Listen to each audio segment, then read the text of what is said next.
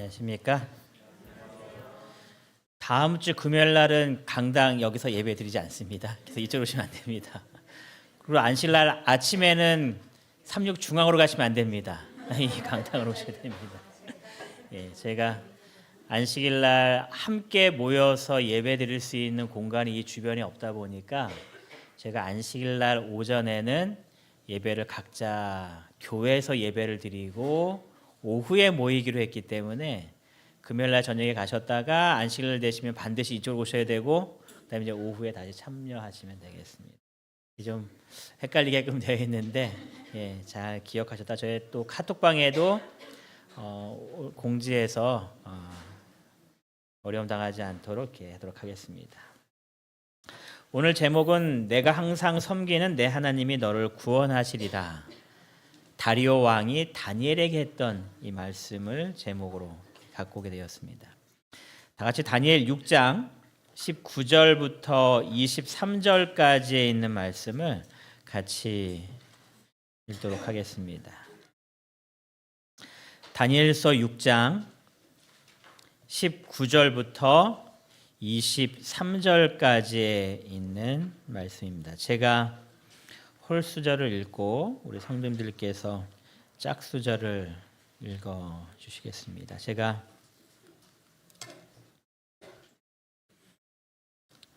(19절을) 읽도록 하겠습니다. 이튿날에 왕이 새벽에 일어나 급히 사자굴로 가서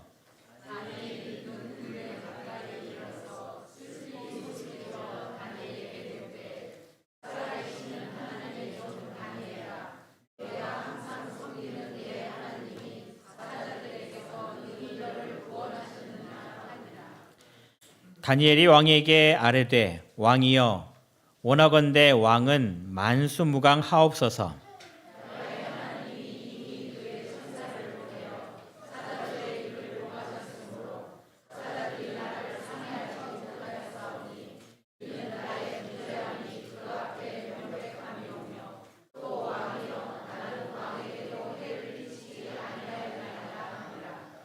왕이 심히 기뻐서 명하여 다니엘을 굴에서 올리라 하매 그들이 다니엘을 굴에서 올린즉 그의 몸이 조금도 상하지 아니하였으니 이는 그가 자기의 하나님을 믿음이었더라. 아멘. 이 다니엘의 경험을 보면 믿음을 신실하게 지킨 결과가 사자굴에 빠지는 일이 될 수도 있음을 보여줍니다. 요셉의 경험을 보면 믿음을 지키려고 자기의 신조를 굳게 지킨 결과가 왕의 감옥에 갇히는 그런 결과로 나타날 때가 있습니다. 신앙을 선택하기 위하여 믿음을 굳건히 지켰더니 직장에서 쫓겨나게 되는 그런 경험을 하게 될 수도 아마 있을 겁니다. 믿는다고 정말 말씀을 굳게 붙들고 나아갔을 때에 우리의 삶 속에 좀 더 안락하고 편안하고 내 문제가 해결되는 그런 일들이 벌어지면 참 좋을 것 같은데 신앙을 굳게 지킨 결과가 내 삶 속에 어려움으로 손해로 다가올 때가 때로는 있습니다.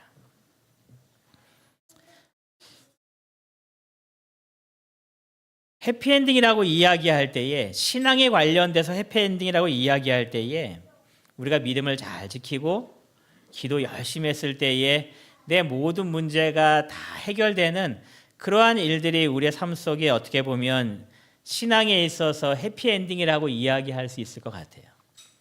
근데 여러분들 이런 케이스면 어떻겠습니까? 어려움 가운데서 그러니까 신앙을 지켰기 때문에 어려움에 빠지게 되었고 그러나 그 가운데서 믿음을 끝까지 지키고 있다면 이것도 해피엔딩일까요? 정말 내 삶 속에 신앙을 잘 지키는 가운데에 기도로 모든 문제가 하나하나 해결되는 그 모든 삶이 분명히 해피엔딩이 맞을 텐데 그 반대로 이 다니엘처럼 믿음을 지켰더니 사자굴에 들어가게 되었지만 그래도 믿음을 끝까지 지킨 이것도 해피엔딩임을 꼭 기억하게 되시기 바랍니다. 내가 이런 어려운 환경에 빠졌지만 내 신앙을 끝까지 붙들고 지키고 믿음으로 살아간다고 하는 것도 내 문제가 해결되지 않아서 고통 가운데 있지만 내가 그래도 믿음을 끝까지 굳건히 붙잡고 있다라는 이것도 내 신앙에 있어서 해피엔딩임을 꼭 기억하셔서 혹 어려운 환경 가운데 계시다면 그 가운데서 믿음을 지키는 것도 해피엔딩이라는 것을 마음속에 계속 되새기시면서 그 모든 힘든 것들을 넉넉히 이겨낼 수 있는 우리 믿음의 가족들 되시기를 간절히 바랍니다. 여러분, 그런데 우리가 이렇게 어려움 가운데에 있게 된다면 우리의 마음속에 이러한 생각이 들 때가 있을지 모르겠습니다.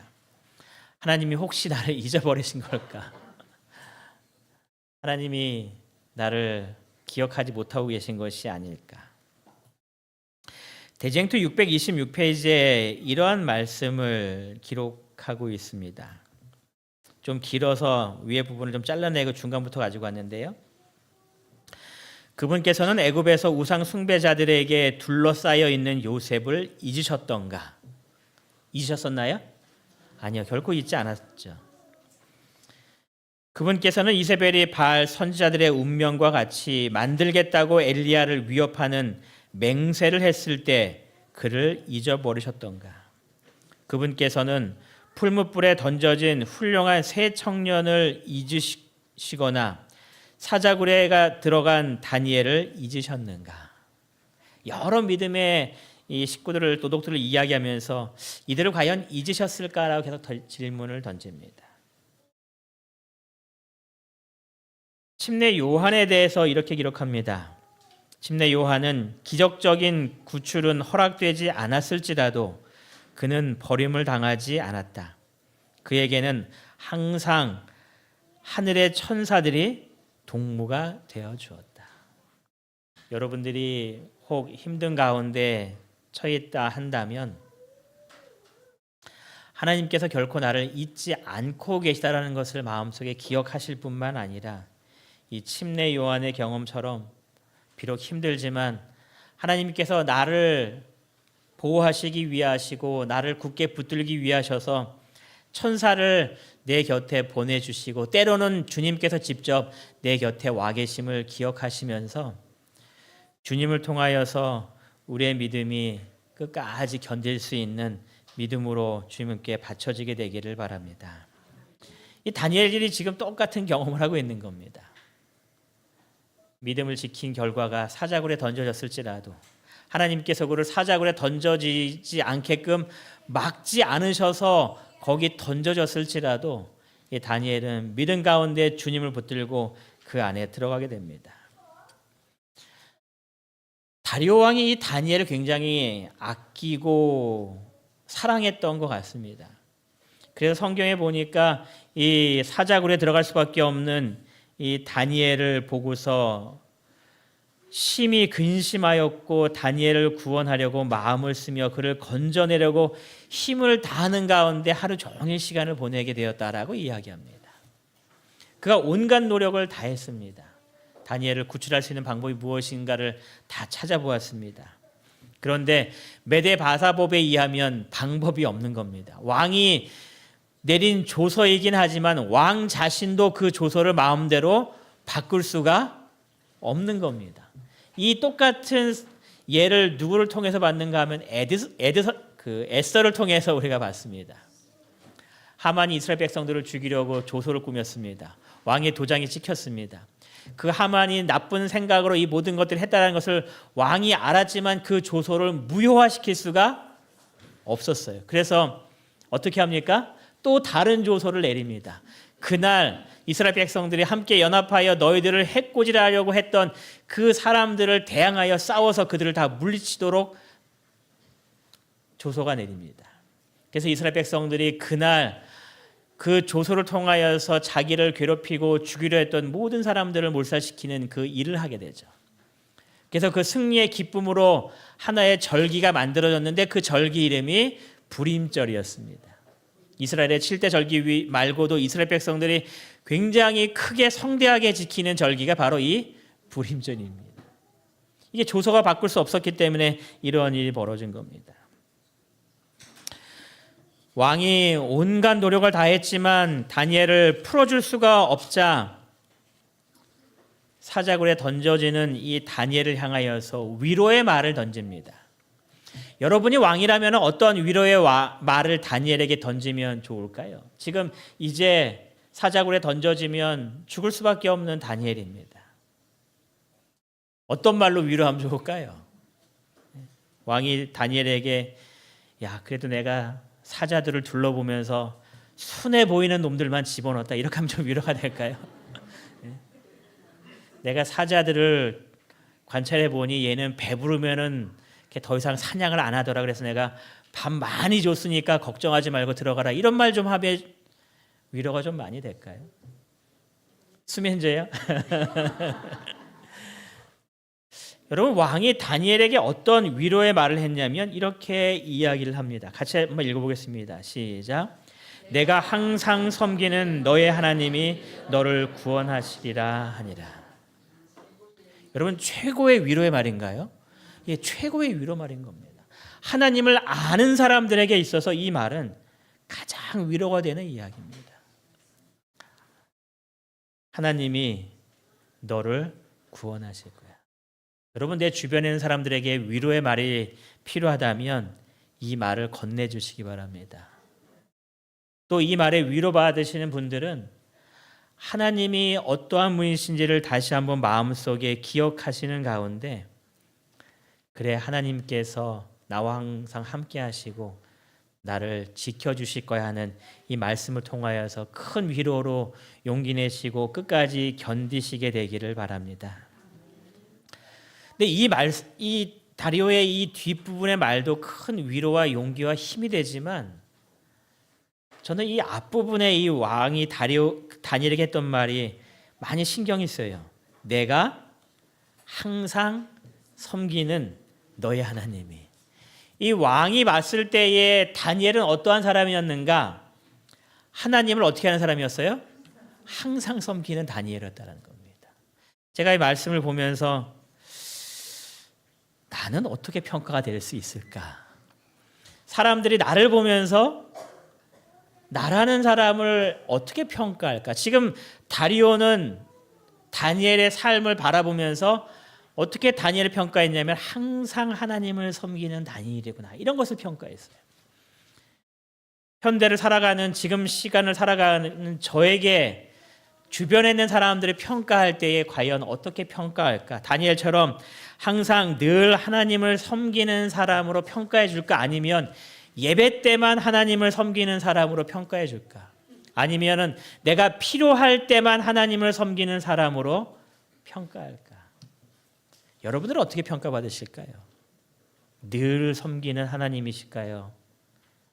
교회에 올 때만 섬기는 하나님이실까요? 아니면 내가 필요할 때만 섬기는 하나님이라고 주변 사람들이 나를 평가할까요? 늘 섬기는. 다리오가 어떤 다니엘의 모습을 봤기 때문에 다니엘을 바라보면서 늘 하나님을 섬기는 사람이구나라고 느꼈을까요? 그의 삶 속에 성경에 나와 있는 대로 하루 3번씩 언제든지 기도하는 다니엘의 모습을 날마다 본 거죠. 그가 하나님을 항상 의지하고 하나님만 바라보는 신앙의 삶을 살고 있는 것을 다리오가 늘 곁에서 지켜본 겁니다. 어쩌다 한번 하나님을 찾는 사람이 아니라 늘 하나님을 찾고 늘 하나님께 모든 것들을 의탁하는 그러한 다니엘의 모습을 본 겁니다. 힘들 때만 간 것이 아니라 그는 매 순간마다 하나님한테 나아가서 한결같은 신앙으로 하나님을 섬기는 사람이라는 것을 이 왕이 본 겁니다. 그의 모든 우선순위는 어디에 있다라는 것을 이 왕이 본 거예요? 하나님께 있다는 것을 그가 본 겁니다. 그래서 그 우선순위가 결코 변하지 아니하는 사람, 아무리 바쁘다 할지라도, 아무리 힘든 일이 있다 할지라도 하나님께 먼저 나아가는 그 신앙의 모습을 다리오 왕이 옆에 꾸준히 지켜본 겁니다. 여러분의 신앙의 모습이 환경과 내 감정과 여러 가지 변수에 따라서 바뀌는 신앙이 아니라 늘 한결같이 항상 하나님을 섬기는 사람들이 되시기를 바랍니다. 시대소망의 이러한 말씀을 기록하고 있어요. 하나님께서는 이스라엘 백성들을 일찍이 선택하셨다라고 말씀하시면서 이렇게 기록합니다. 하나님께서는 이스라엘이 세상에서 무엇이 되길 원해요? 구원의 셈이 되기를 원하셨다. 마치 아브라함이 머물던 땅에서 요셉이 애굽에서 다니엘이 바벨론의 궁전에 있었던 것처럼 히브리 백성들도 열방 가운데 있어야 할 것이었다. 그들은 사람들에게 하나님을 드러내야 할 것이었다. 하나님께서 이스라엘 백성들을 가나안 땅에 둔 목적을 이렇게 이야기하는 겁니다. 다니엘이 바벨론 궁전에서 해야 될 역할이 무엇인가에 대해서 설명하고 있는 겁니다. 내가 이문동에 살고 있는 그 삶의 목적에 대해서 하나님께서 우리들에게 이야기하시는 겁니다. 누구를 드러내야 한다고요? 하나님을 드러내는 삶을 살도록 하나님께서 나를 부르셨다라는 겁니다. 다니엘이 그래서 이 바벨론에 가서 이 하나님의 사명과 목적을 이루기 위하여 항상 하나님을 섬기는 삶의 모습으로 그가 하나님을 섬긴 겁니다. 그래서 다니엘을 만났던 느부갓네살 왕도 그의 하나님을 발견합니다. 심지어 나라가 바뀌어서 이제 다음 나라였던 메데바사의 왕이었던 다니엘도 다니엘을 바라보면서 그가 섬기는 하나님이 저런 분이셨구나 하고 다니엘을 통해서 그가 하나님을 알게 됩니다. 똑같은 역사가 이 시대에 여러분과 저를 통해서 이루어지게 되기를 바랍니다. 나의 모습을 보면서 하나님이 어떠한 분이신지를 알릴 수 있는, 그래서 그 사람들이 그 하나님께 나오게 되는 놀라운 역사가 우리들에게 이루어져서 하나님께서 여러분들을 이곳에 두신 목적을 이루시는, 사명을 이루는 이문동교회 성도님들이 되시기를 바랍니다. 여러분, 다리오 왕이 다니엘에게 말합니다. 내가 섬기는 하나님께서 너를 구원하실 거예요. 그런데 다리오는 이때까지 하나님에 대해서 그렇게 많이 알던 사람은 아닙니다. 그냥 다니엘을 통해서 하나님을 알았던 사람입니다. 다니엘이 정말 분명한 확신 가운데서 이 이야기를 한 것이 아니었습니다. 왜냐하면 다니엘을 사자굴에 던진 다음에 그 다음날 새벽에 이 왕이 밤새 잠을 자지 못하고 새벽 일찍이 이 사자굴에 가서 다니엘에게 이렇게 이야기했습니다. 다니엘이 든 굴에 가까이 이르러서 슬피 소리질러 다니엘에게 묻되, 살아계시는 하나님의 종 다니엘아, 내가 항상 섬기는 내 하나님이 사자들에게서 능히 너를 구원하셨느냐라고 물어봅니다. 그 이야기는 뭐예요? 그가 이야기했지만 거기에 대해서 그는 그렇게 확신이 있던 사람은 아니었습니다. 그래서 지금 가서 묻는 겁니다. 살아계시는 하나님의 종 다니엘아. 그가 전에는 그냥 하나님이라고 표현했지만 이번에는 다니엘에게 어떻게 묻냐면 하나님에 대해서 너의 하나님이 분명히 살아계신 하나님일 거야 라고 하면서 지금 이야기하는 겁니다. 살아계시는 하나님의 종 다니엘아, 내가 항상 섬기는 내 하나님이 사자들에게서 능히 너를 구원하셨니? 라고 지금 큰 소리로 다니엘에게 묻는 겁니다. 하나님에 대해서 다니엘은 분명히 소개했습니다. 근데 이제 하나님이 어떠한 분이신지에 대해서 누가 일하셔야 할까요? 하나님이 일하셔야 할 때인 겁니다. 다니엘은 자기 신의 삶을 통하여서 하나님이 어떠한 분이신지를 자신의 모습을 통해서 다 드러냈습니다. 그래서 다니엘에게 이 왕이 얘기할 때도 살아계시는 하나님이라고 그렇게 고백합니다. 하나님께서 너를 구원하실 거야 라고 고백합니다. 하지만 그의 마음속에서는 그런 경험이 많이 없었기 때문에 묻는 겁니다. 살아계신 하나님이 너를 능히 구원했느냐? 그러면은 이 모든 다리오의 마음속에 있는 궁금한 점들을 해결하기 위해서는 다니엘은 이미 다 했고 누가 할 필요성이 있었던 거예요? 하나님이 이제 역사하실 필요성이 있는 거예요. 여러분, 다니엘은 사자에게 잡아먹히건 먹히지 않건 그것은 그에게 그렇게 중요한 일은 아니었습니다. 그는 끝까지 믿음을 포기하지 않는 사람이었고 그가 순교를 통해서 자기의 모든 것들을 바칠 수 있는 그런 사람이었기 때문에 그가 사자에게 먹히건 안 먹히건 능히 구원하셨건 구원하지 않으셨건 그거는 다니엘의 신앙에 그렇게 중요한 부분은 아니었습니다. 하지만 다리오 왕에게는 중요한 사건이었습니다. 여러분, 사자가 얼마나 무섭냐면, 여러분 우리가 그 어디죠? 에버랜드 그런 데 가면 이렇게 사파리 할 때에 뭐 이렇게 고기 던져갖고 뭐 사자 이렇게 먹기도 하잖아요. 그때는 간접 경험이기 때문에 잘 몰라요. 근데 제가 필리핀에 있을 때에 몇몇 목회자 가족들과 함께 이렇게 사파리에 갔는데, 거기는 이렇게 입구에 이렇게 대기하고 있으면 사람들 오래 기다리니까 사자들을 그 안에 몇 마리를 갖다 놨어요. 이 사자들이 야생을 갖고 있는 사자입니다. 그런데 사자들을 갖다 놓으면서 이렇게 철책으로 이렇게 우리를 2개 만들어놔서 거기다 놔뒀기 때문에 이렇게 바로 코앞에 가서 이렇게 볼 수 있을 정도로 가까이. 그래서 제가 얘네들이 얼마나 무서운 애인가 이렇게 가까이 갔는데 오금이 저린다 그러죠. 정말 무섭더라고요. 철책이 있음에도 불구하고 이 큰 녀석이 포효할 때는 정말 간담이 서늘해질 정도로 무섭습니다. 다리오 왕에게 이 사자로 굴로부터 다니엘이 보호받는다는 것은 그렇게 쉬운 일처럼 생각되는 일은 아니었습니다. 이 사자들이 얼마나 배가 고팠던 사자들인지 다니엘서를 쭉 읽어보시면은 이 다니엘을 꺼낸 다음에 다니엘을 참소했던 이 사람들과 이 가족들을 다 사자굴에 던져놨는데, 성경에 의하면 이 사람들이 바닥에 떨어지기 전에 이 사자들이 그들을 다 이렇게 움켜쥐었고 뼈를 부서뜨리고 잡아먹었다라고 기록합니다. 그러니까 굉장히 굶주렸던 사자인 겁니다.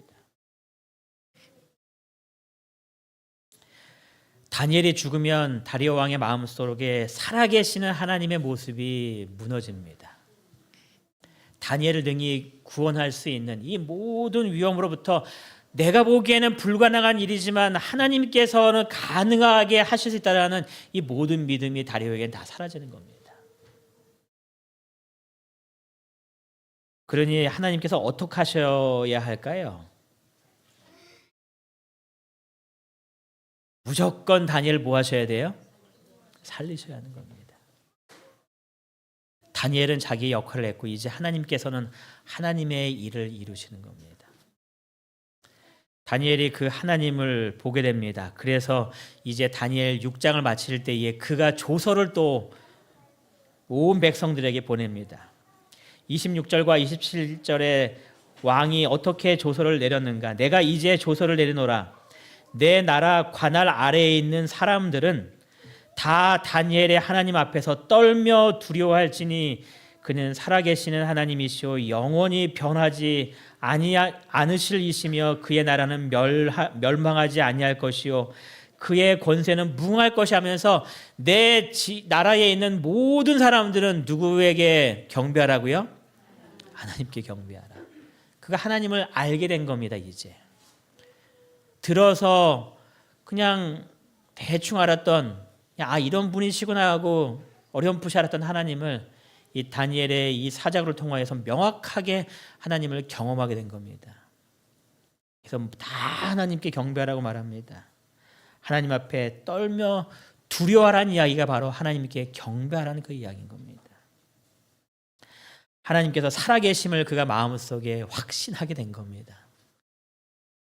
살아계셔서 오늘도 다니엘을 위하여 일하셨던 그 하나님에 대해서 왕이 고백하는 겁니다.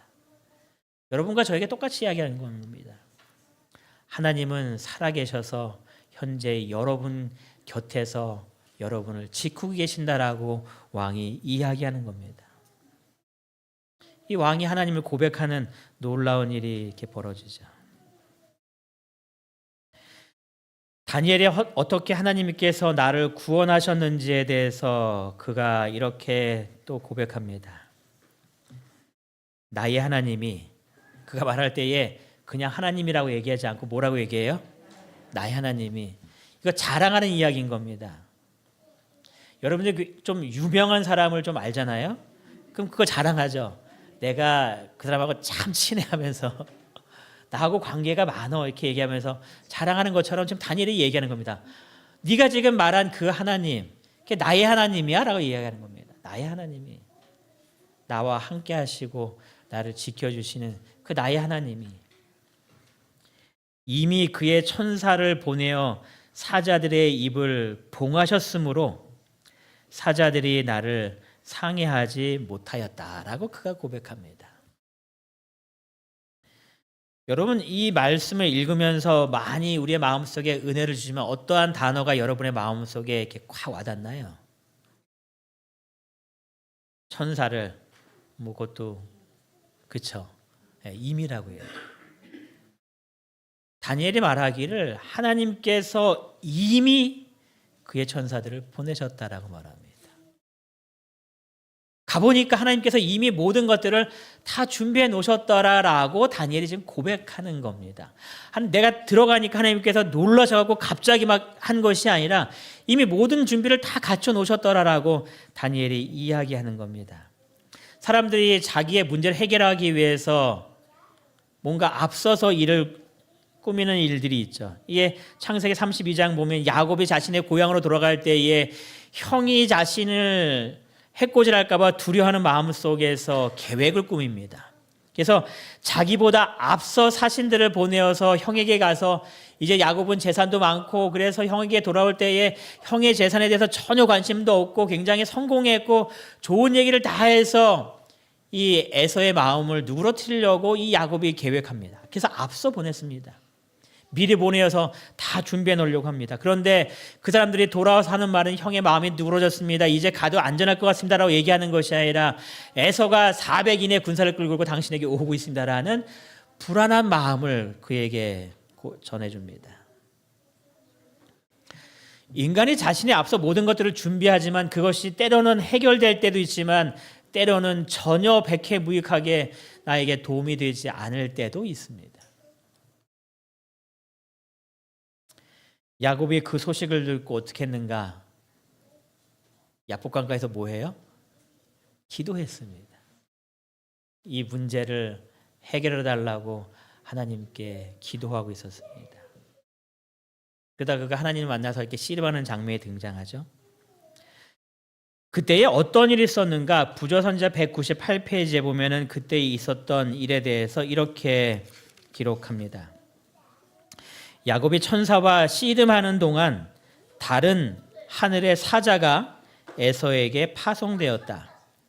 에서는 꿈속에서 아버지의 집을 떠나 20년 동안 방랑하는 그의 아우를 보았다. 그는 또 야곱이 어머니의 죽음을 알고 몹시 슬퍼하는 것과 그가 하나님의 군대에 호위되어 있는 것을 보았다. 에서는 이 꿈을 자기의 군사들에게 이야기해주고 그의 아버지의 하나님이 야곱과 함께 계시니 그를 해하지 말라고 명하였다. 여러분, 그의 사신들을 미리 보낼 필요가 있었나요? 필요가 없었나요? 필요가 없었죠. 왜냐하면 그가 기도하는 동안 하나님께서 이미 천사를 그곳에 다 보내서 이 야곱의 삶이 어떠한 삶이었는지를 에서가 깨닫게 하고 하나님께서 함께하고 있으니 절대로 이 야곱은 건드리면 안 된다라는 그러한 기별을 이 에서가 받죠. 여러분의 삶 속에 이미 천사를 보내시는 하나님이 계셨음을 꼭 기억하시기 바랍니다. 여러분이 무언가 계획하고 할 때에 제일 먼저 할 거는 뭐예요? 기도인 겁니다. 그러면 하나님께서 모든 것들을 이미 갖추어 놓으시고 이미 준비해 놓으셔서 여러분이 그 환경에 들어갔을 때에 그 모든 것들이 하나하나 해결될 수 있도록 하나님께서 준비해 놓으셨음을 분명히 경험하게 되는 겁니다. 교회 증언 1권에 이렇게 기록하고 있는데요. 같이 한번 읽겠습니다. 강력한 시작. 강력한 하늘 천사들의 사령관 되시는 예수님께서 굶주린 사자들의 입을 막기 위하여 당신의 천사를 보내셨으므로 그 사자들은 기도하는 하나님의 종을 해칠 수 없었다. 그리하여 그 무서운 굴 속에서 모든 일은 평화로웠다. 이 무서운 사자 앞에서 다니엘의 이 모습은 평화로웠다라는 겁니다. 그래서 이 그림을 그릴 때 이러한 그림들이 뭐 다니엘의 사자고 하면 많은 그림들이 있어요. 다니엘을 해치고 싶지만 해칠 수 없는 이러한 모습들. 근데 저는 이 그림보다 좋아하는 그림이 이 그림입니다. 저는 이 그림을 개인적으로 제일 좋아해요. 다니엘이 어떻게 하고 있는 거예요? 편안하게 사자굴에서 자고 있는 겁니다.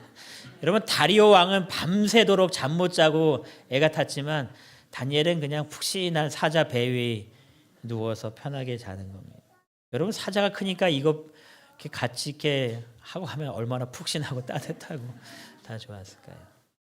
이렇게 다니엘이 있지 않았을까? 막 사자가 나를 공격하면 어떡하나 두려워하는 모습이 아니라 사자들이 마치 고양이처럼 자기 옆에 누워 있으니 편안하게 누워서 심심하면 때려서 장난치기도 하고 그런 시간들을 다니엘이 보냈을 것 같다라고 생각이 듭니다. 하나님께서 이미 천사들을 보내서 이 모든 것들을 다 준비해 놓으셨다라고 다니엘은 고백하고 있습니다. 그 고백이 다니엘만의 고백이 아니라 여러분의 고백이 되시길 바랍니다. 하나님을 항상 섬기시고 그 하나님을 굳건히 믿으시는 가운데에 그 하나님께 기도하셔서 여러분의 삶 속에 일어나는 이 모든 일들 가운데 미리 천사들을 보내신 하나님이 나의 삶 속에서도 있었구나 하는 간증이 주님 앞에 바쳐지게 되기를 원합니다.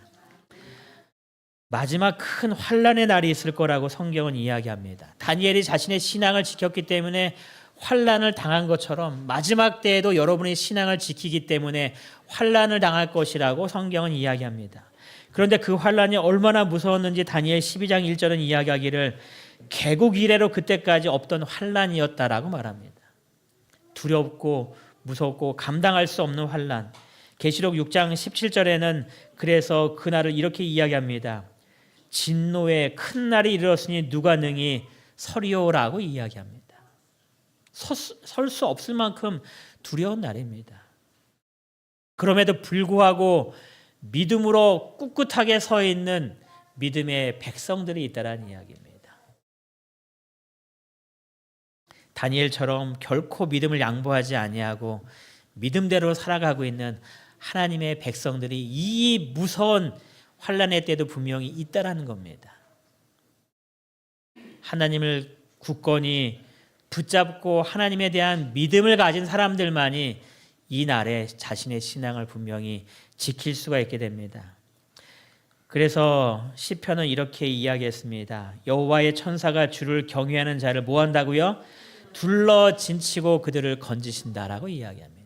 여러분이 하나님을 경외하고 하나님을 믿음으로 끝까지 따라갈 때에 주께서 우리에게 천사를 보내셔서 둘러 진쳐 보호하시는 놀라운 역사가 이미 이루어지고 있음을 기억하셔서 여러분들의 믿음이 흔들리지 않게 되기를 바랍니다.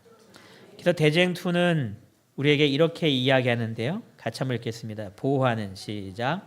보호하는 한 천사가 그리스도를 따르는 각 사람에게 지정되어 있다. 그 하늘의 보호자들은 의인을 악한 자의 세력에서 지켜준다.